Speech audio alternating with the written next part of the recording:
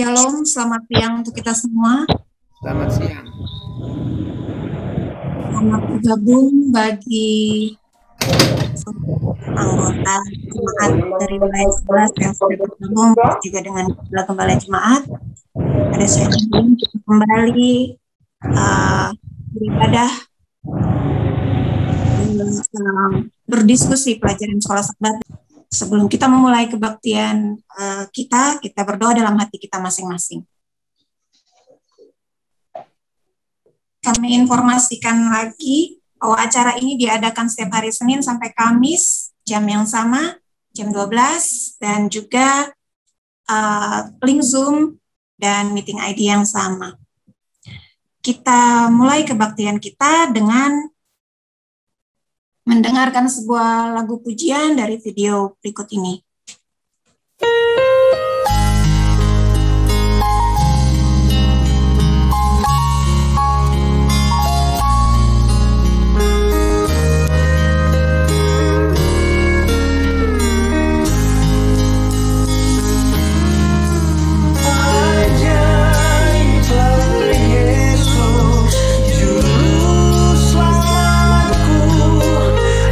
Ajaib dia bagi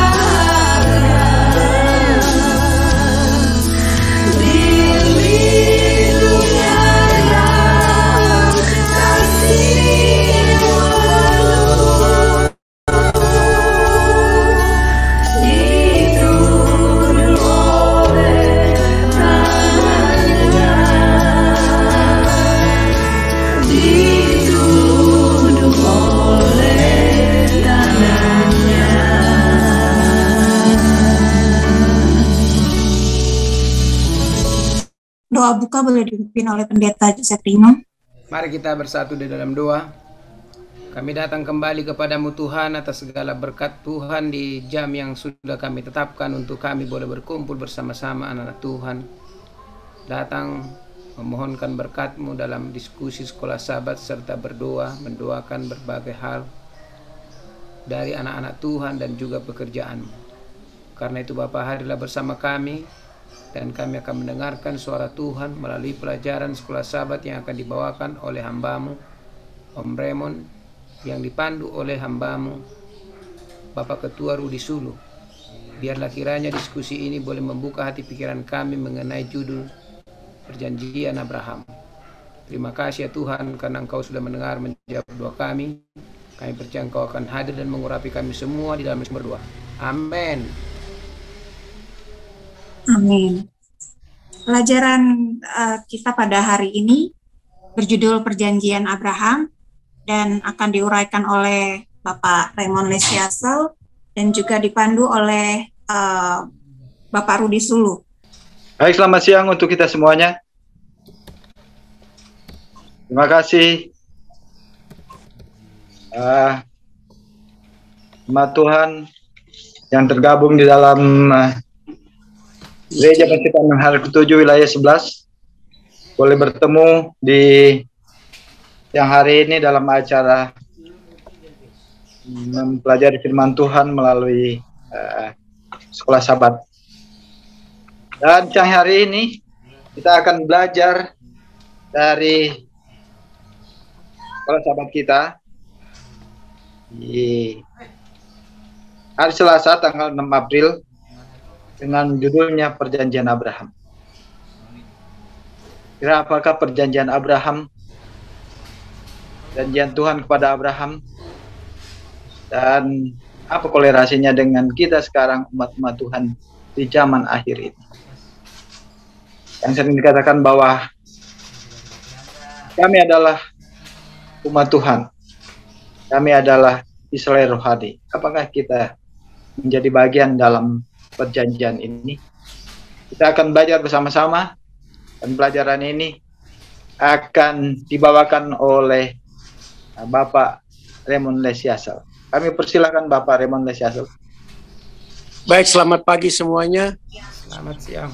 Oh, selamat siang ya, bukan selamat pagi lagi ya, udah 5 jam 12 ya. Selamat siang.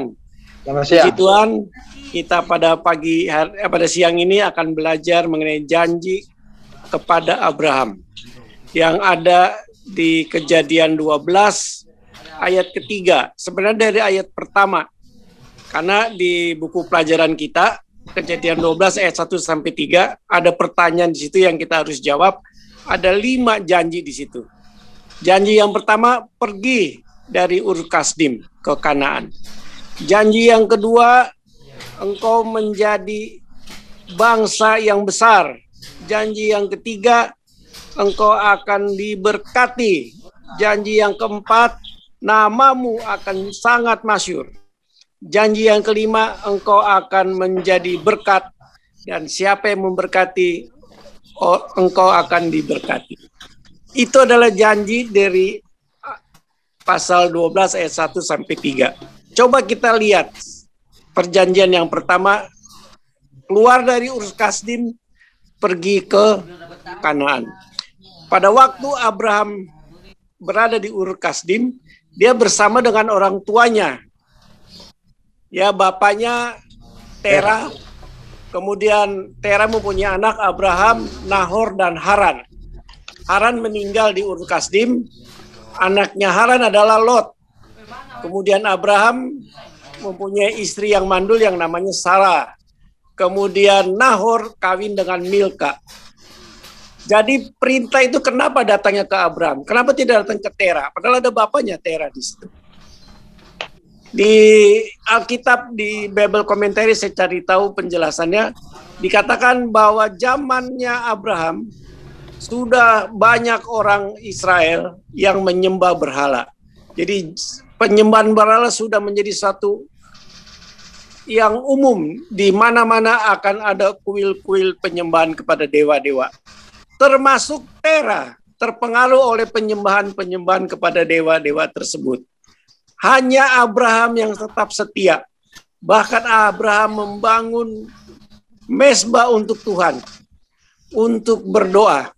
Dan satu-satunya yang setia hanya Abraham. Itu sebabnya janji dan perintah dari Tuhan yang pertama, pergi ke Kanaan, datangnya kepada Abraham.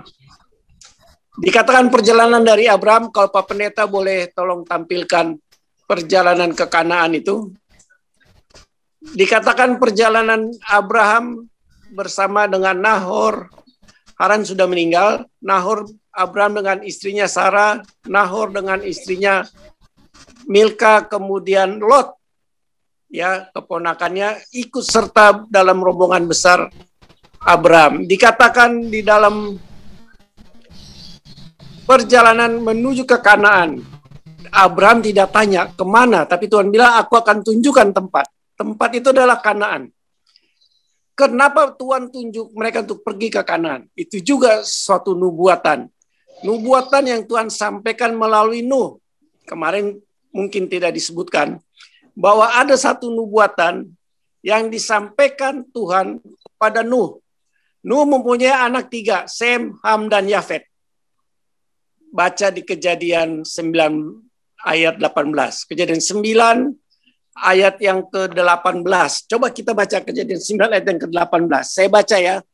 Anak-anak Nuh yang keluar dari Bahtera ialah Sem, Ham, dan Yafet. Ham adalah bapa Kanaan. Nah, lihat, Ham adalah bapa Kanaan. Jadi Ham menguasai daerah Kanaan. Tetapi di ayat 23, berkatalah ia, ini Nuh kepada anak-anaknya, terkutuklah Kanaan. Hendaklah ia menjadi hamba yang paling hina bagi saudara-saudaranya. Ayat 26. Di Kejadian 9 ayat 26. Lagi katanya, terpujilah Tuhan Allah Sem, tetapi hendaklah Kanaan menjadi hamba baginya. Kita lihat dari nubuatan yang disampaikan Tuhan melalui Nuh, bahwa di Kanaan Ham adalah bapaknya Kanaan, tetapi dia menjadi hamba dari Sem. Ini adalah satu nubuatan, karena 400 tahun kemudian, sejak Nuh sampai akhirnya kepada zaman Abraham, saya lagi cari tahu di mana tulisan Ellen G. White mengenai 400 tahun itu, tapi saya belum dapat. Tetapi saya pernah baca 400 tahun kemudian, sampailah kepada Abraham, Tuhan bilang, Abraham pergi ke Kanaan. Karena Abraham keturunan Sem. Dan memang sejarah menyatakan pada waktu dia pergi ke Kanaan, semua orang-orang keturunan daripada Ham dikalahkannya. Jadi nubuatan bahwa Sem yang akan menjadi tuan kepada Ham benar-benar sudah dinyatakan melalui Abraham. Baik, kita teruskan perjanjian Abraham. Kalau kita baca di Kejadian 12 ayat 1 sampai 3, di buku kita ditulis bahwa perjanjian itu cuma di ayat 3. Tapi sebenarnya sudah banyak janji. Dan dari janji yang di ayat 3, itu sama dengan yang ditulis dan diulang-ulang lagi beberapa kali. Di Kejadian 15 ayat 5 dan 6, kemudian di Kejadian 22 ayat 18. Diulang kembali janji yang sama dari yang ayat 3 tadi. Kemudian janji-janji itu berjalan terus setelah Nuh, kemudian Abraham, kemudian akan ke Ishak. Nanti lihat perjanjian dengan Ishak di Kejadian 26 ayat 24. Kalau pelajaran sekolah sahabat kita besok dengan Musa. Kemudian dengan Yakub di Kejadian 28 ayat yang ke-13 sampai dengan yang ke-15. Baik, sekarang kita konsentrasi kepada Kejadian 12 ayat 3. Yaitu dikatakan di dalam buku kita, aku akan memberkati orang-orang yang memberkati engkau. Mengutuk orang-orang yang mengutuk engkau. Dan olehmu semua kaum di muka bumi akan mendapat berkat. Coba kita lihat apa yang ditulis di Kejadian 22 ayat 18. Ya, kita 22 ayat 18 dikatakan di sana, oleh keturunan mula semua bangsa di bumi akan mendapat berkat karena engkau mendengarkan firman Tuhan. Di Kejadian 22 ayat 18, Abraham menjadi berkat. Karena apa? Kalau di Ibrani 11 ayat 8 dikatakan karena iman. Jadi iman memberangkatkan Abraham dari Ur Kasdim ke Kanaan. 1.500 mil atau 2.250 kilometer. Bulak-balik dari barat Jawa, Anyer sampai Panarukan bulak-balik. Itu 2.200 kilometer. Karena iman, Ibrani 11 ayat 11. Karena iman juga, Abraham dan Sarah yang tidak tahu bagaimana caranya mereka mendapat keturunan. Allah berjanji, dan Ibrani 11 ayat 11 dikatakan, mereka mendapat kekuatan, mendapat anak dan cucu. Walaupun usia mereka sudah uzur atau sudah lanjut atau sudah, kalau perempuan sudah menopause, tetapi janji Tuhan menjadi kenyataan. Di Kejadian 15 ayat 8, ini janji yang sama, cuman diulang-ulangi lagi. Di Kejadian 15 ayat 8, saya baca ya, Kejadian 15 ayat 8, kata Abraham, ya Tuhan Allah, dari manakah aku tahu bahwa aku akan memilikinya? Maksudnya memiliki keturunan. Abraham belum tahu, tapi karena Tuhan sudah berjanji. Janji artinya komitmen ya.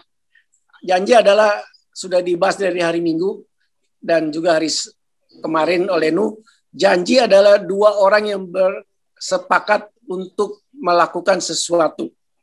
Di dalam hal kita, pelajaran Alkitab, Tuhan yang membuat janji dan yang menuruti janji, yang melakukan janji itu adalah manusia. Jadi sekarang antara Tuhan dengan Abraham. Dikatakan bahwa Abraham memenuhi janji itu. Yang ayat yang ketiga tadi ya. Semua bangsa akan mendapat berkat. Tadi kita sudah di Kejadian 22 ayat yang ke-18. Dan juga di Kejadian 15 ayat 8. Dari mana Abraham mendapat keturunan? Akhirnya kita tahu ceritanya bahwa Sarah melahirkan Esau dan Yakub dan seterusnya sampai menjadi banyak seperti bintang di langit. Saya hanya mau tambahkan perjalanan antara Abraham dari Ur sampai ke Betel 1.500 mil atau 2.200 kilometer. Sampai di Haran mereka berhenti, grup perjalanan melanjutkan perjalanan melalui sungai yang kecil, kemudian sampailah ke pinggiran sungai Efrat. Dari sungai Efrat mereka berjalan melalui padang gurun 80 mil jauhnya, sampailah mereka kepada suatu oasis yang besar di tengah-tengah padang gurun. Olapan namanya, di peta ada tadi kalau Anda sudah lihat petanya. Ya, kemudian dari sana mereka menyusur ke sungai yang namanya, jadi saya lupa ya nama sungainya.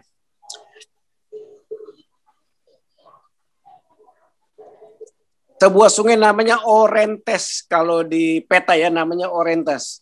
Nah, dari Orentes itu sepanjang 400 mil lagi mereka sampai ke Betel. Berhentilah Abraham di Betel. Lalu dia membangun Ka'bah bagi Tuhan. Dan kemudian dari sana kalau melihat perjalanan berikutnya, pada waktu kelaparan mereka ke Mesir. Dari Mesir mereka balik lagi ke Betel. Itulah perjalanan daripada grup yang besar daripada Abraham. Perjanjian Tuhan bahwa mereka akan memenuhi bumi sudah terlaksana.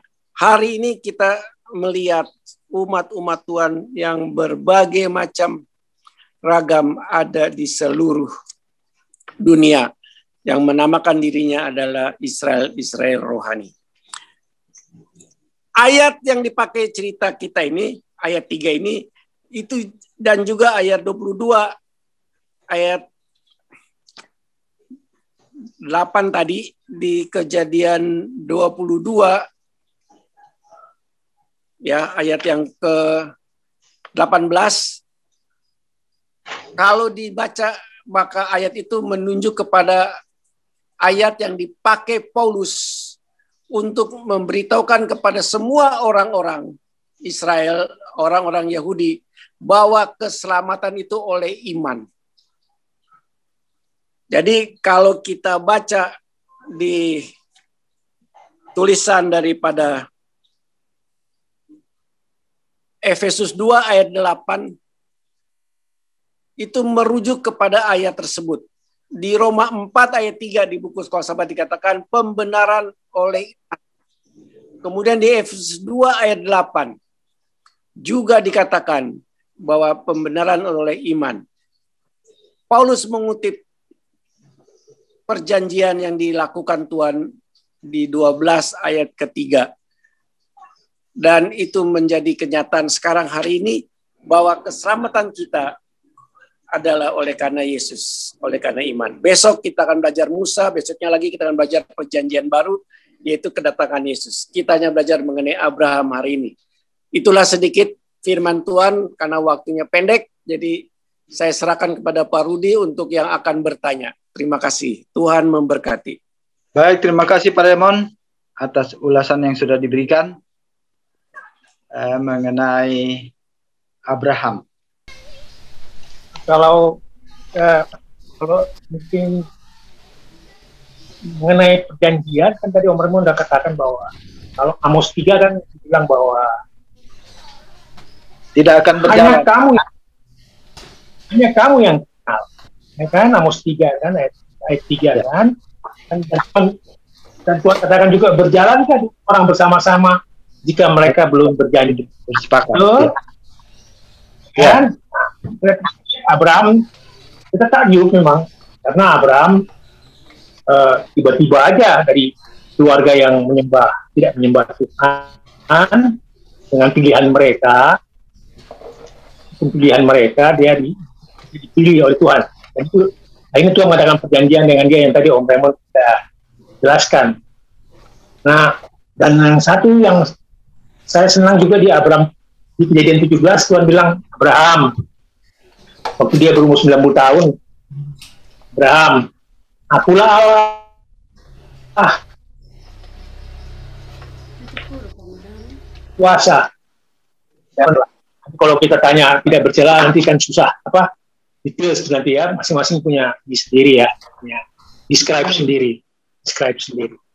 Yang saya ambil di sini punya satu ini buat kita, yang tadi tuh Om Raymond tadi yang di Kejadian 12 Abraham dibilang bahwa Abraham akan jadi berkat buat ibu-ibunya ini.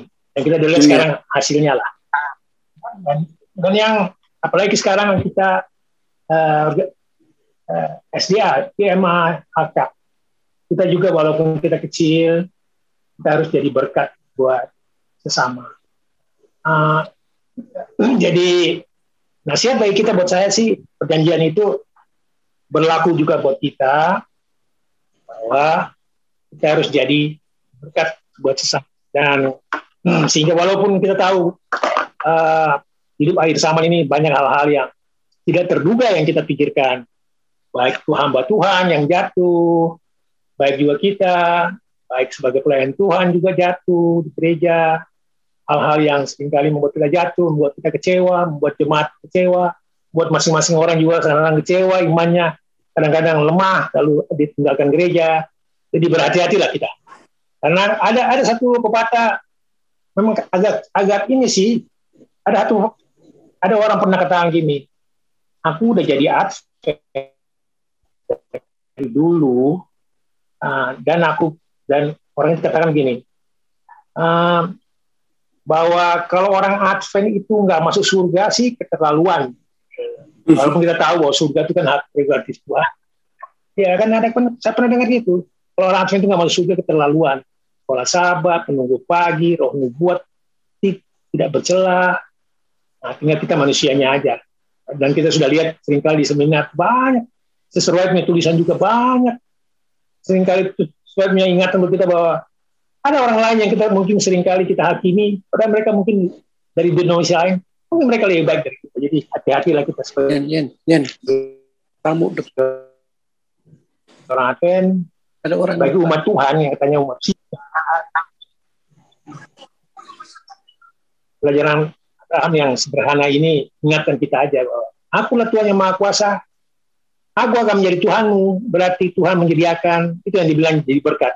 Berarti Tuhan akan menyediakan segala-galanya buat kita.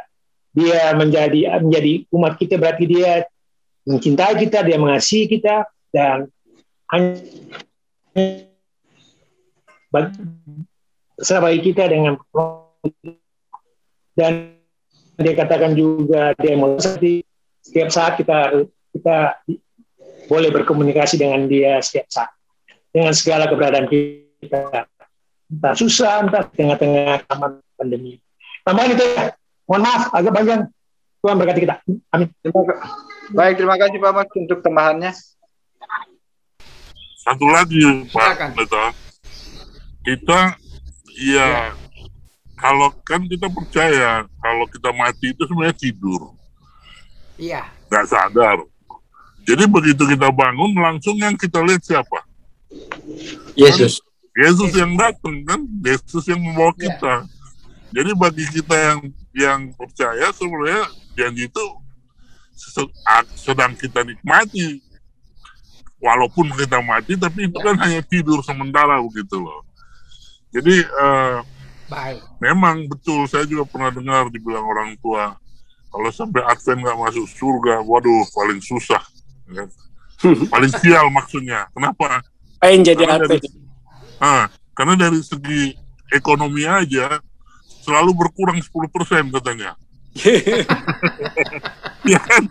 Tiap bulan selalu berkurang 10%. Ya. Nggak bisa ini, nggak bisa itu. Kalau sampai nggak masuk surga, waduh, apalagi. Ya memang kita pertama sudah diberikan nubuatan. Bahwasanya di akhir zaman, memang Tuhan tidak mau kita itu bergantung sama manusia. Tuhan mau kitanya itu bergantung sama Tuhan Yesus. Itu sebabnya mungkin sekarang ini diungkapkan. Banyak mungkin anggota-anggota percaya dia beriman oleh karena kagum dengan pendeta. Tak taunya ketahuan pendetanya begitu. Ya. Atau mungkin dia kecewa. Jadi memang Tuhan nggak mau kita bergantung kepada yang lain. Tuhan mau kita bergantung dan percaya hanya kepada Dia.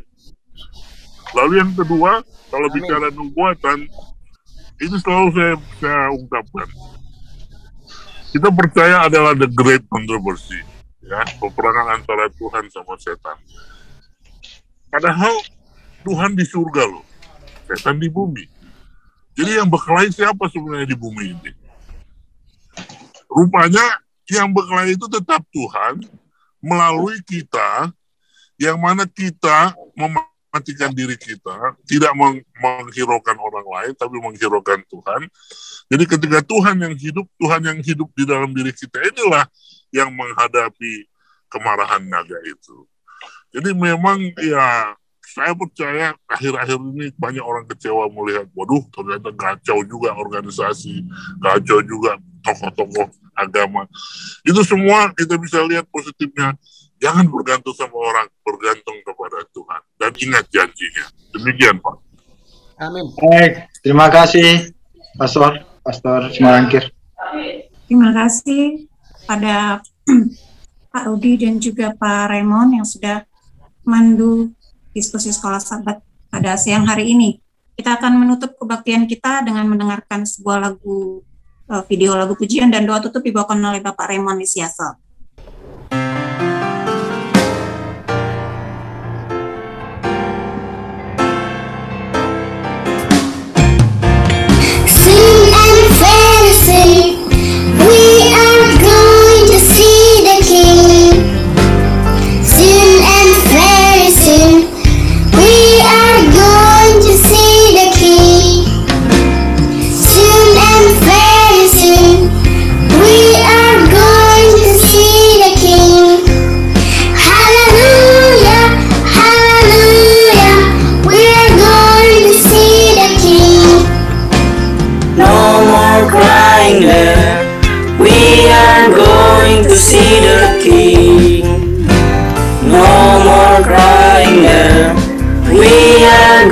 going to see the King.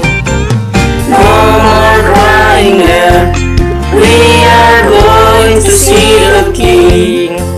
Hallelujah, hallelujah, we are going to see the King. Should there be any rivers we must cross? Should there be any mountains we must climb? God will supply all the strength that we need. Give us grace till we reach the other side. No more dying there, we are going to see the King. No more dying there, we are going to see the King. No more dying there, we are going to see the King. Hallelujah, hallelujah, we are going to see the King. Hallelujah, hallelujah, we are going to see the King. Hallelujah, hallelujah, we are going to see the King.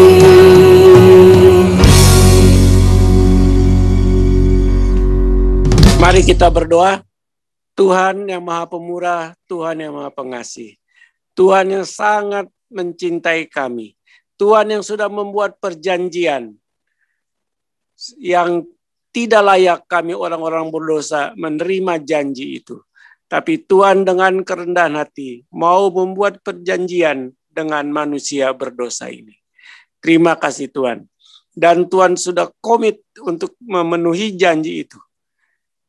Sekarang Tuhan, kami harus menurut firman Tuhan, tetap setia di jalan Tuhan. Bantu kami dalam keseharian kami, di mana kami harus menghadapi dunia yang penuh dengan tantangan, di mana setan bekerja keras di akhir-akhir dunia ini untuk menjerumuskan umat-umat Tuhan.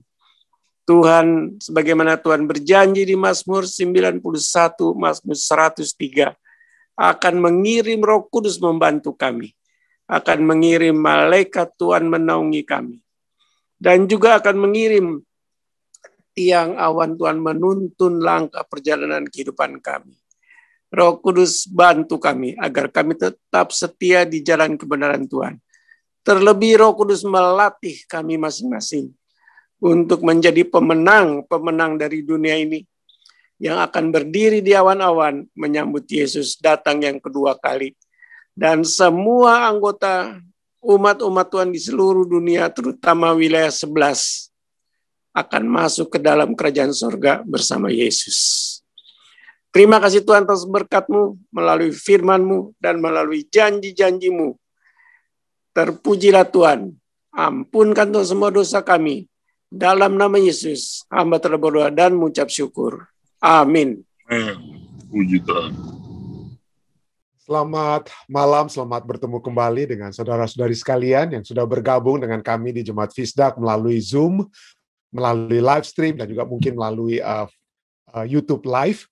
Kita bersukacita, bersyukur kepada Tuhan atas kesempatan yang indah dapat kembali berbakti, mempelajari firman Tuhan, khususnya mempelajari pelajaran Sekolah Sabat pada malam hari ini, Senin tanggal 5 April tahun 2021. Baik saudara sekalian, seperti biasa kita akan pertama-tama mempelajari pelajaran Sekolah Sabat dengan membaca pelajaran Sekolah Sabat kita, dan kemudian kita akan diskusikan, dan kemudian tentunya jika ada tambahan pertanyaan tentunya kita dapat bahas bersama-sama. Baik, saya ingin langsung saja saya akan membagikan pelajaran kita pada saat ini dengan judul pada malam hari ini adalah perjanjian dengan Nuh. Jadi sepanjang minggu atau pembahasan yang kedua ini kita akan membahas tentang perjanjian Allah, ya, perjanjian-perjanjian yang utama, dan pada saat ini kita membahas perjanjian di mana kata berith yang seperti kita ada bahas waktu lalu, ya, pertama kali muncul, ya. Jadi kata berith pertama kali muncul. Nah, mari kita lihat apakah perjanjian dengan Nuh tersebut. Pelajaran Sekolah Sabat kita katakan dalam Kejadian 6 ayat 18 sana tertulis, tetapi dengan engkau aku dengan engkau ya, dengan Nuh ya, dengan engkau aku akan mengadakan perjanjianku, berithku, dan engkau akan masuk ke dalam bahtera itu, engkau bersama-sama dengan anak-anakmu dan istrimu dan istri anak-anakmu. Kejadian 6 ayat 18.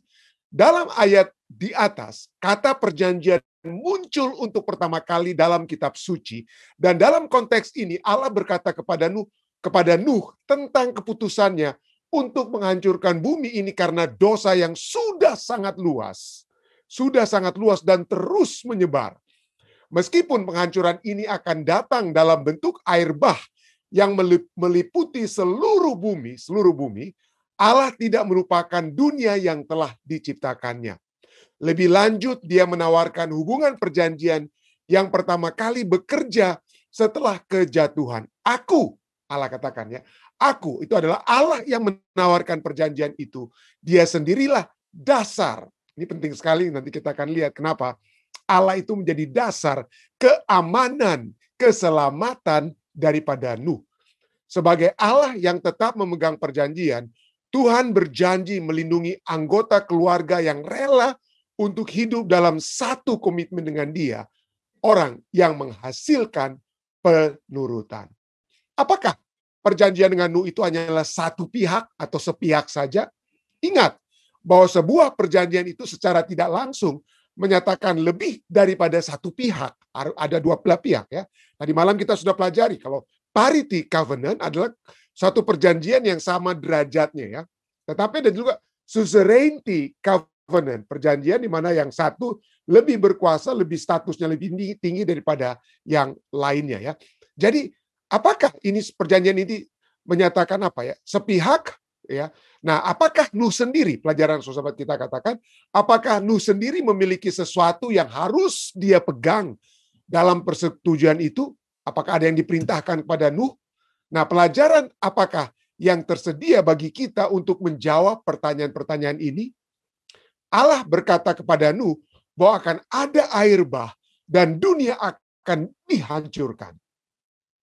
Tetapi Allah membuat satu kesepakatan dengan dia, dengan Nuh, di mana Allah berjanji menyelamatkan Nuh dan keluarganya. Jadi, taruhannya sangat tinggi.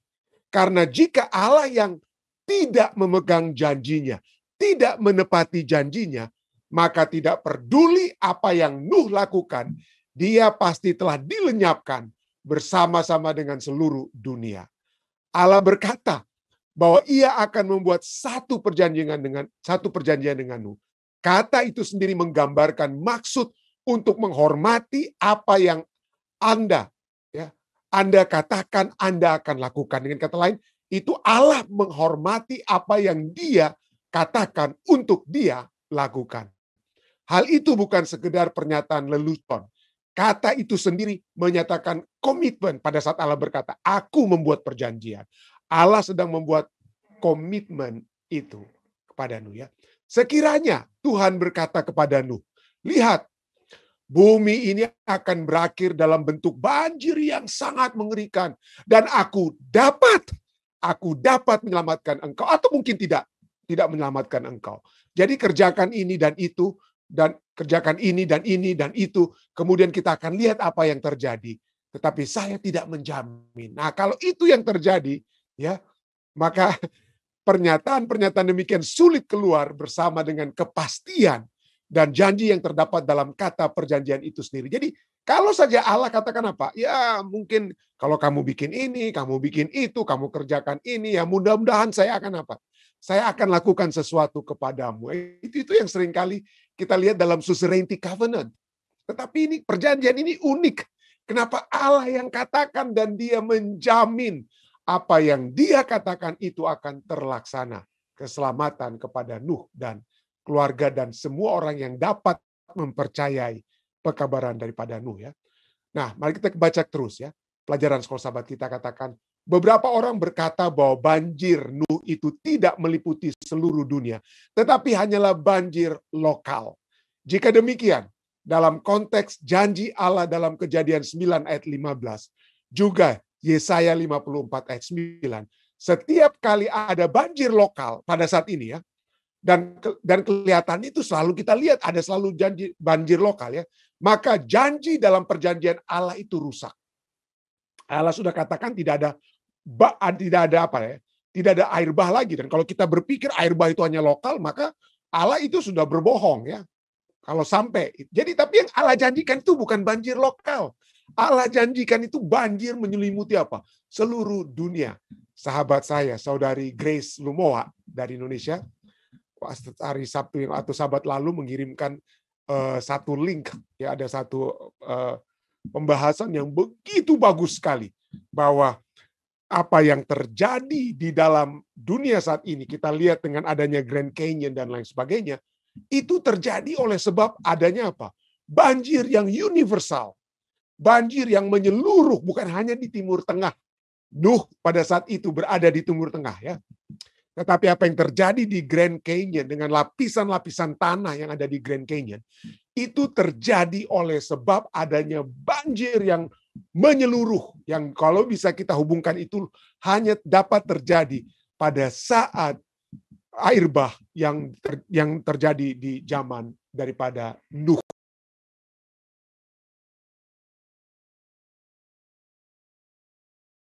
Bahasan tersebut yang diberikan kepada saya, dan itu adalah satu penjelasan yang bagi saya paling lengkap, sangat ilmiah dan lengkap, yang membahas tentang apa?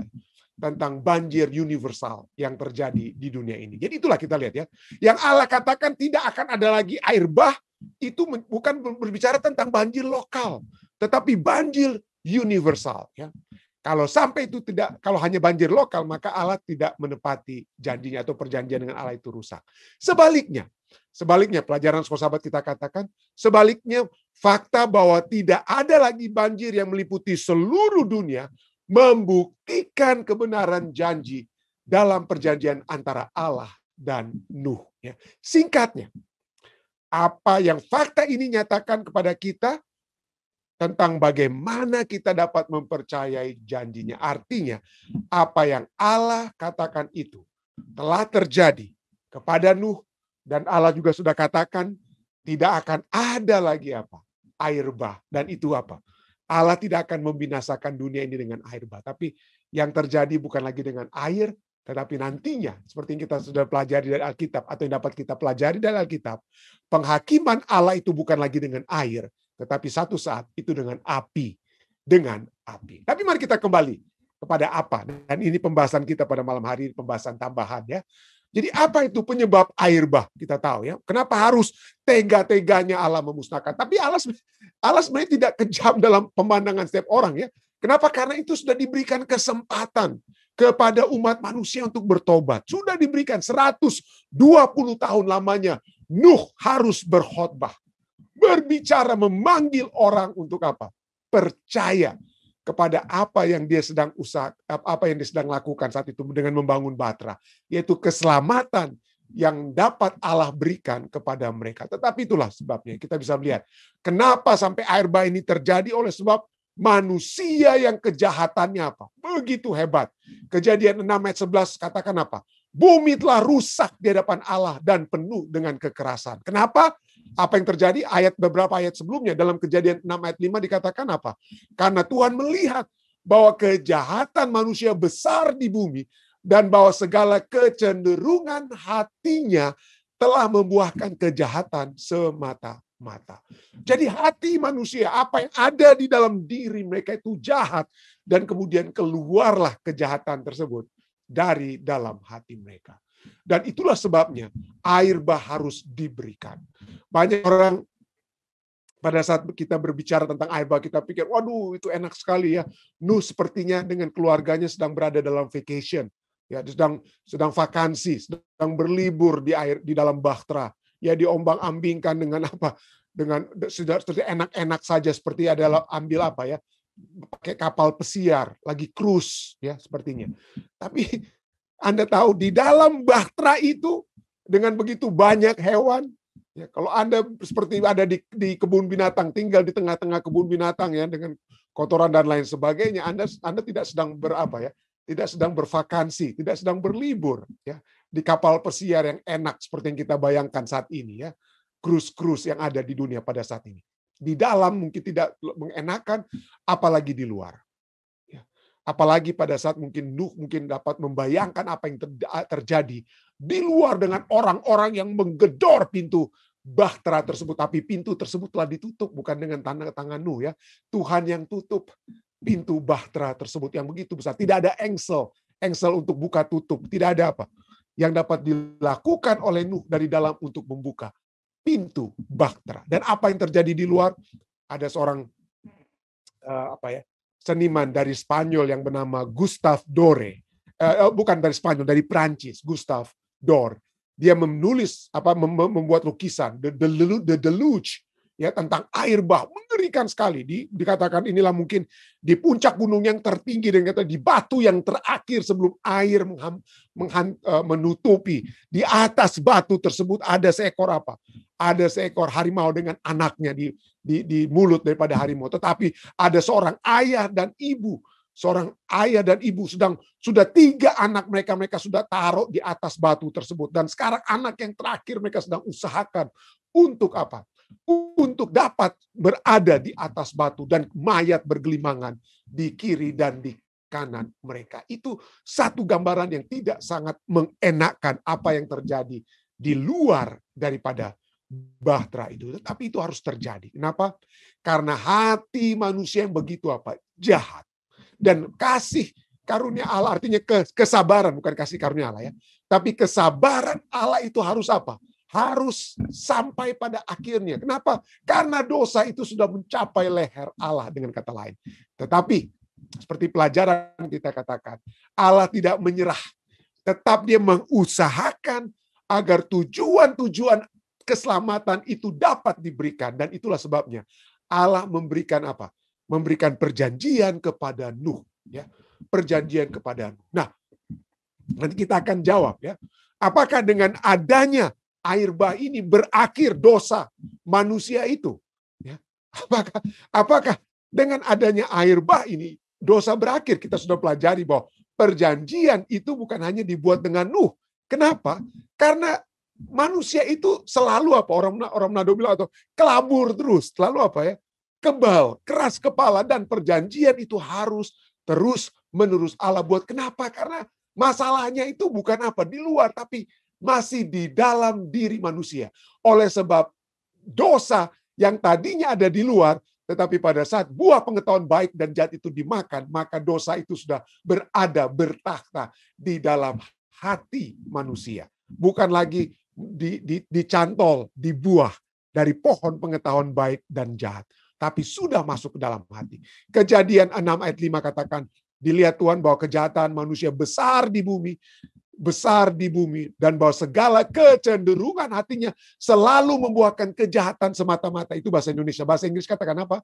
And that every inclination of the thought of his heart was only evil all the time. Setiap saat sebelum air bah, sebelum dosa itu betul-betul diangkat dari dunia ini, maka hati kita, hati saudara dan saya, hati Nuh sebelum dan sesudah air bah itu ada kecenderungan apa? Ada kecenderungan dosanya. Ada, kita harus akui. Ya, setelah kita beribadah saat ini sekalipun, setan dapat terus akan mengganggu kita. Sehingga keinginan dosa itu dapat kembali apa? Menjadi apa? Menjadi bagian kita.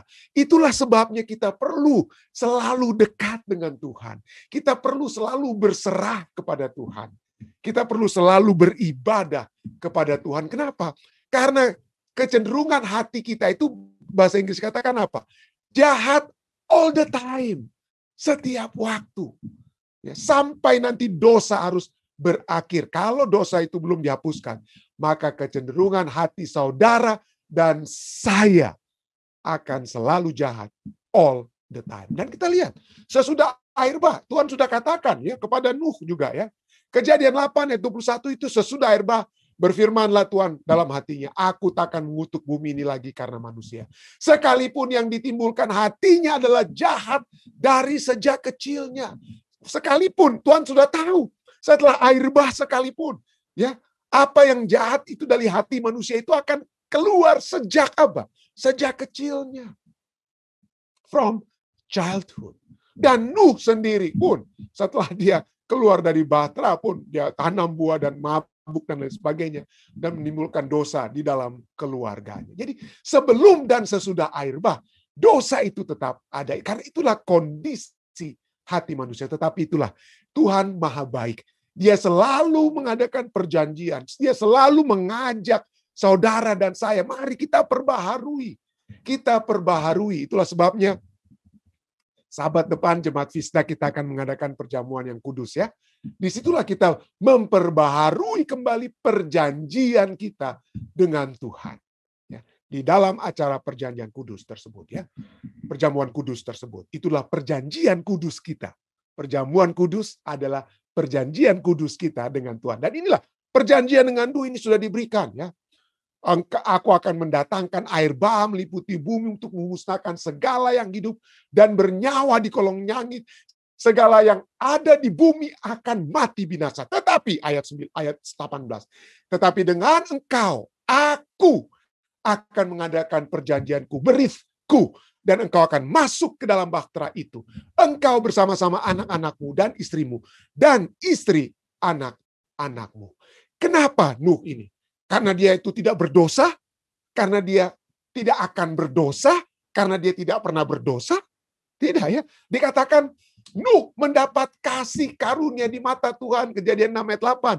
Mendapat artinya itu bagaikan hadiah. Saya mendapatkan sesuatu. Ya, saya menerima sesuatu. Saya tidak layak untuk terima. Tetapi Tuhan yang memberikan kasih karunia. Jadi Tuhanlah yang memberikan kasih karunia tersebut. Nuh mendapat kasih karunia. Kenapa?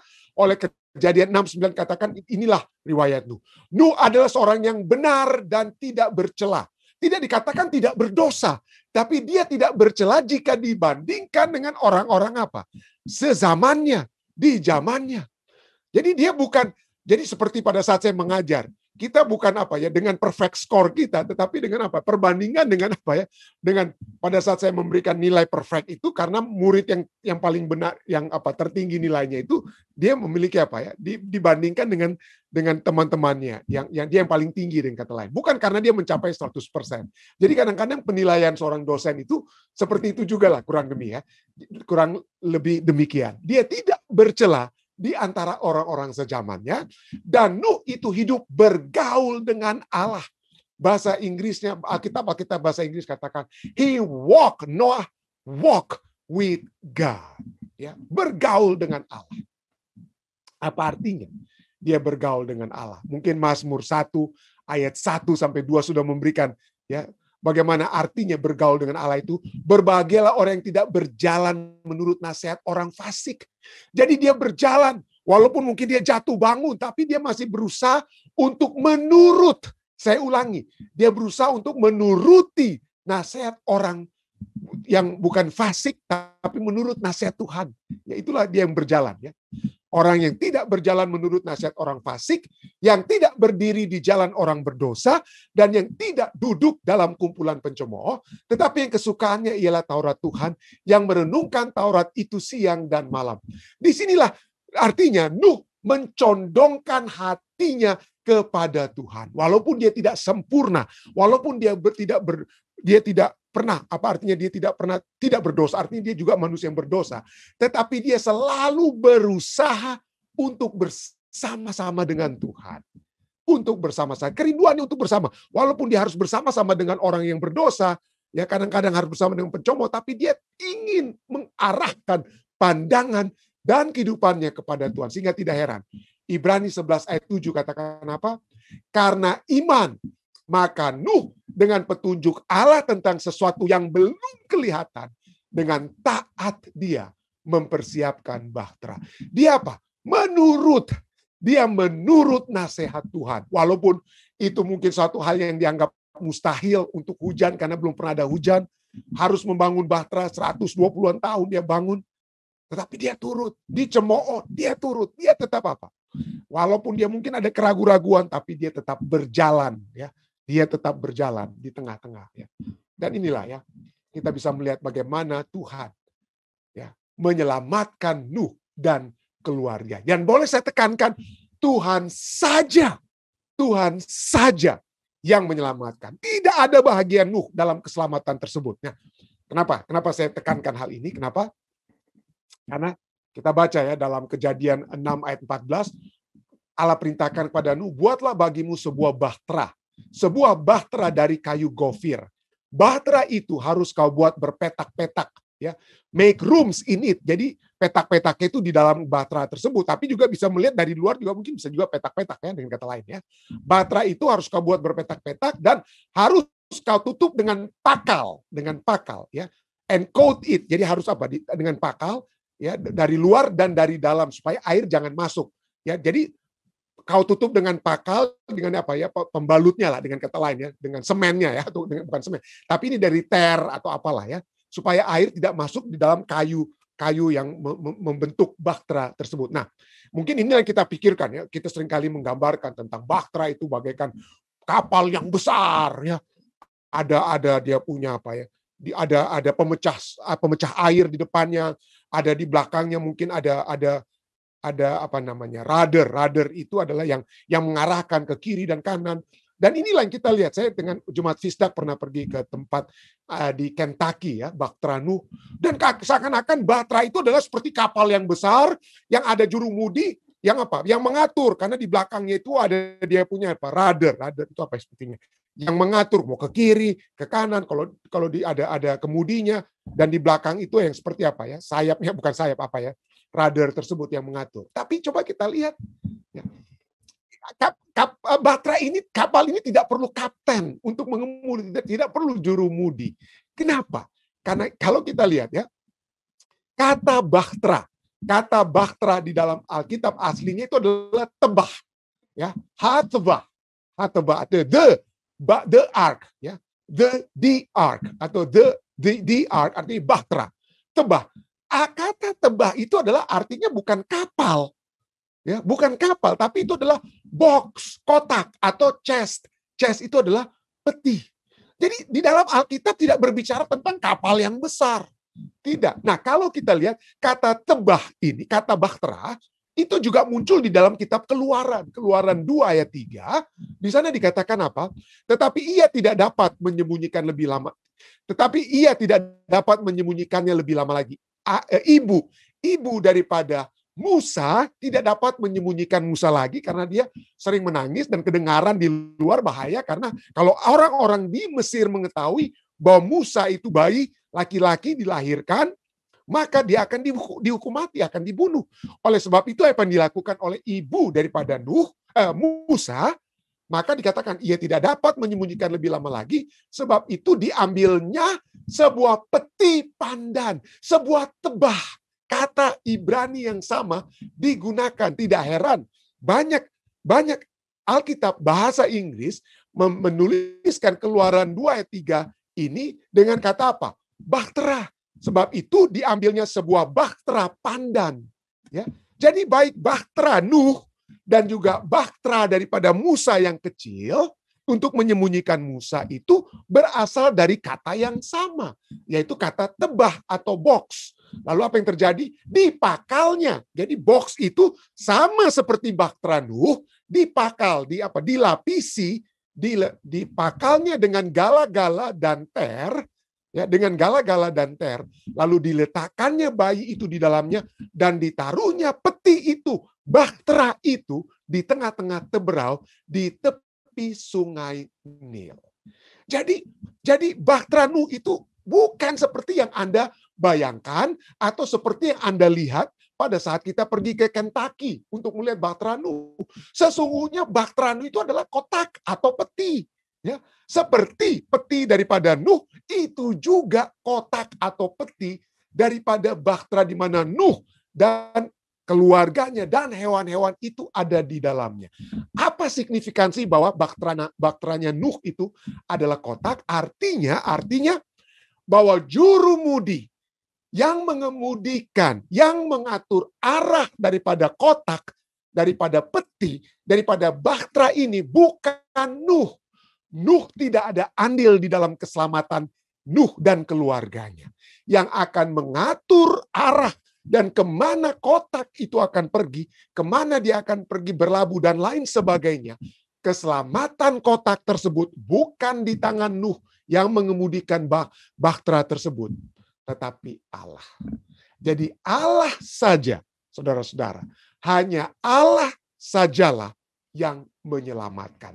Tidak ada andil Nuh untuk mengatur kemana arah bahtera tersebut. Hanya Allah yang mengatur. Dan inilah Allah kita. Ya.